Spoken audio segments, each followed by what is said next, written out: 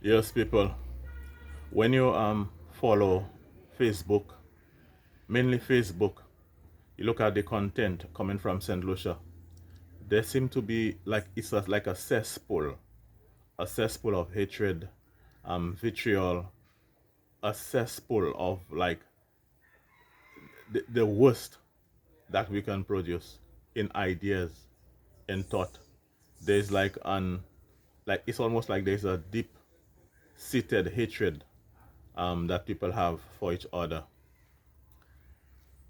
There is a mentality that if there is any voice, any idea that is different from yours, that person is supposed to be destroyed and that person is not supposed to eat in this country, which is very and rather unfortunate. I remember when we were growing up during my era in secondary school, um, debate was encouraged.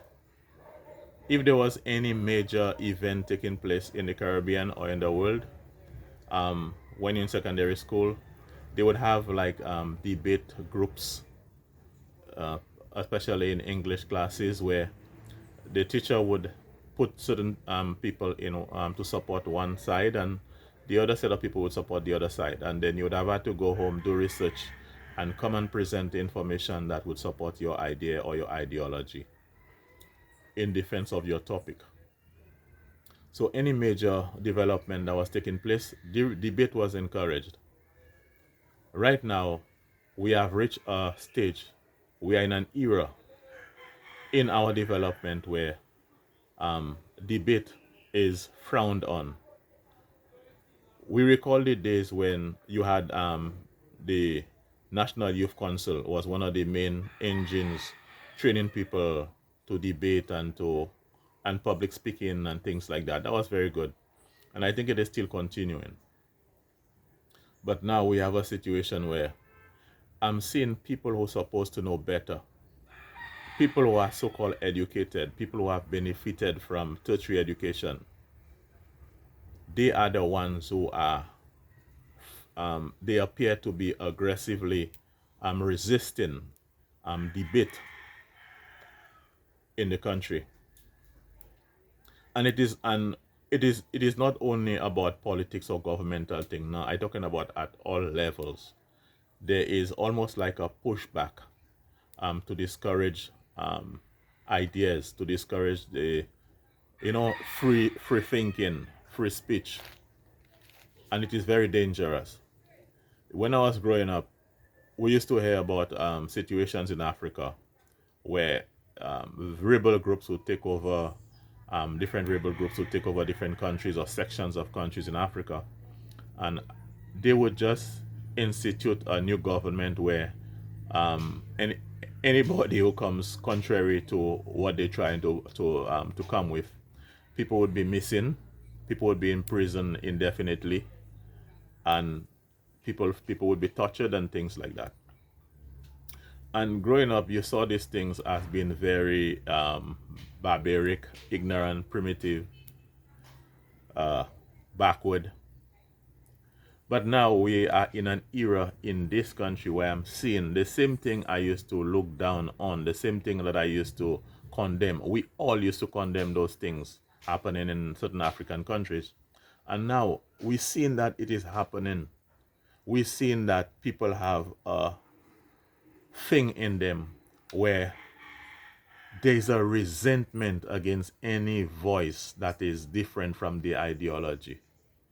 Anybody who has a different idea from them deserve to be killed, deserve to be it's almost like they want to get you out of the population. You're supposed to be starving and things like that. And this is a widespread thing. And people believe that this thing is only in partisan politics. No, it is a concept, it is a spirit that is just widespread in St. Lucia now, and it is something that we never used to have.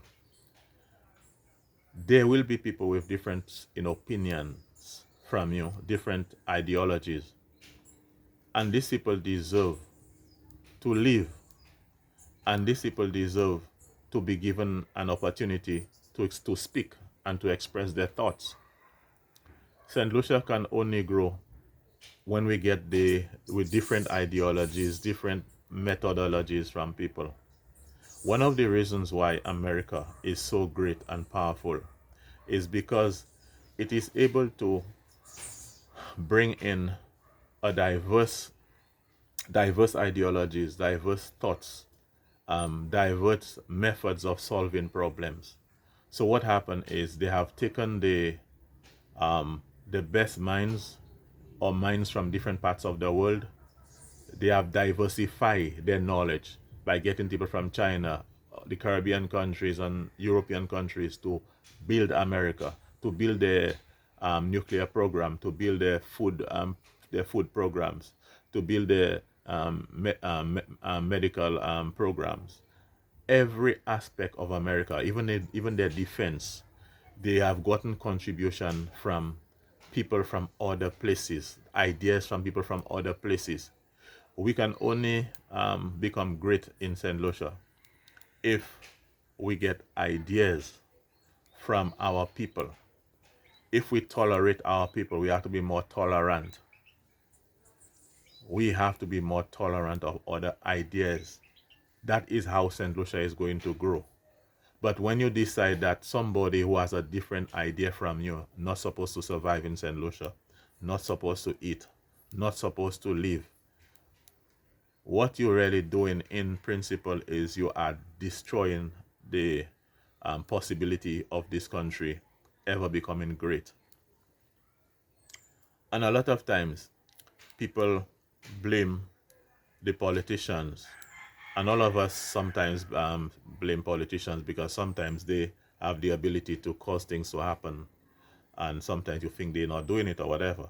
But the politicians are not the only people that we have to blame. Sometimes the things that are happening in the country, the politicians are not even aware of certain things that are happening. Unfortunate, counterproductive things that are happening in the country. Sometimes the politicians are not aware of it. But it is a spirit, a mentality, and ideology that is in this country where people do not tolerate any voice that is contrary to them, any idea that is different. They just feel like you're supposed to be buried, you're supposed to be dead. And we cannot develop a country like that. And I think the Prime Minister and the ministers need to look further into all sectors of the country to ensure that there is a diversity of ideas and methodology of doing things, and that every St. Lucian has a right to it. In ecology, there's the saying that every living thing has a right to live, and I say in St. Lucia, which is a big ecosystem, every St. Lucian has a right to live, especially if they are not doing things to harm and to destroy the lives of other St. Lucians. But we need to embrace other ideologies and methodologies that come from other people. This is how we can build a great country. Before, we used to encourage diverse ideas, diverse thoughts. But this time, right now, we're in a stage where we are moving to a hopeless situation where anything that is different from what we believe in, we believe that this person's supposed to be dead or starve or put to live in the sea or something. Keep the fire burning. We need to do better.